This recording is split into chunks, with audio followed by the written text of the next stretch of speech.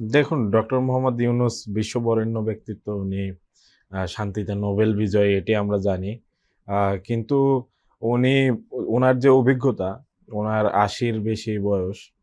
তো উনার যে অভিজ্ঞতা, অভিজ্ঞতার আলোকে উনি দেখেছেন, উনি বুঝেছেন, উনি বলেছেন এবং আমরা মনে করি যে উনার বক্তব্য সঠিক। কারণ আওয়ামী লীগ এত দ্রুত চলে যাবে, একটা গণ অভ্যুত্থান হবে হয়তো আওয়ামী লীগকে যারা পেছন থেকে সমর্থন করেছে তাদেরও সেই পরিমাণ ধারণাই ছিল না এবং এটি কিন্তু ঘটে গেছে। কারণ ছাত্র জনতার অভূতপূর্ব যে আ গণ অভ্যুত্থান সেটি ঘটে গেছে। তো সেই জায়গা থেকে আমরা ডক্টর মোহাম্মদ ইউনূসকে ছাত্র জনতার পক্ষ থেকে ইনভাইট করেছি। উনি আ আমাদের দায়িত্বে এসেছেন। উনি ক্ষমতায় আসেননি, উনি দায়িত্বে এসেছেন। সেই দায়িত্বের জায়গা থেকে যখন আওয়ামী লীগকে নিষিদ্ধ করা হয়েছে, এটি আসলে সবার প্রাণের দাবি ছিল। এটি ইনফ্যাক্ট অনেক আগেই করা উচিত ছিল। তো এই ঘোষণা বা প্রক্রিয়া শুরু হয়েছে। তারপর থেকেই কিন্তু দেশে আ অদ্ভুত এবং উদ্ভট কিছু আমরা রিঅ্যাকশন দেখতে পেয়েছি এবং সেগুলো অপ্রত্যাশিতভাবে ২-১ টি রাজনৈতিক দলের ব্যানার থেকেও এসেছে। এখন এই যে সমস্যাগুলো এগুলো হবে না কেন? তারপরে আমরা দেখতে পেয়েছি যে ছাত্রলীগ বা আওয়ামী লীগের যে ঝটিকা মিছিল সেটি কিন্তু আরো বেড়েছে।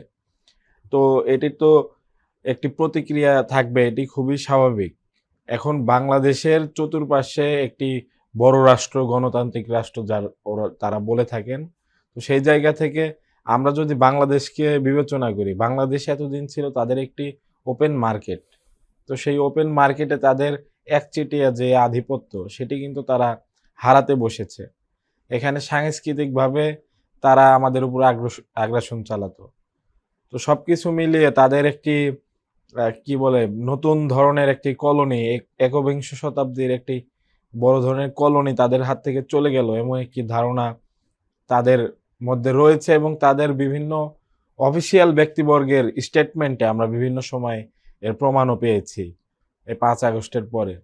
তো সেই জায়গা থেকে ডক্টর মোহাম্মদ ইউনূস ওনার উপলব্ধি থেকে বলেছেন। এর বাইরে শুধু ইন্ডিয়া নয়, আ আরো অন্যান্য রাষ্ট্র আওয়ামী লীগকে নিয়ে আসলে কেমন দৃষ্টিভঙ্গি পোষণ করে সেটিও আমাদের জানা প্রয়োজন। কারণ আওয়ামী লীগের রাজনৈতিক কার্যক্রম নিষিদ্ধ হবে এটি তো ৫ আগস্টের মধ্য দিয়েই এটা চূড়ান্তভাবে নির্ধারিত হয়েছে। তারপরও কে বা কারা কোন উদ্দেশ্যে আসলে এটি ঠেকিয়ে রাখতে চায়, এটি আসলে আমাদের জানা প্রয়োজন। রাষ্ট্রের অভ্যন্তরে অন্য কোনো আ কেউ বাধা দেওয়ার চেষ্টা করছে কিনা এটাও আমাদের দেখার বিষয়। কারণ রাষ্ট্রের পলিসি মেকার এক জিনিস, আর রাষ্ট্রের এই পলিসি যারা বাস্তবায়ন করে, ইমপ্লিমেন্ট করে তা তাদের ক্ষেত্রটা আবার ভিন্ন। এই ২ এর মধ্যে কি পারস্পরিক বোঝাপড়া আছে কিনা সেটিও লক্ষণীয় বিষয়।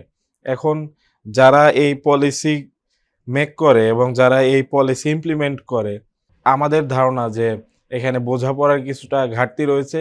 তো সবকিছু মিলিয়ে ডক্টর মোহাম্মদ ইউনূস তার প্রজ্ঞার জায়গা থেকে এই কথাটি বলেছেন এবং আমরা আ তরুণ বা উঠতি রাজনীতিবিদ হিসেবেও আমরা মনে করি যে এটি সত্য।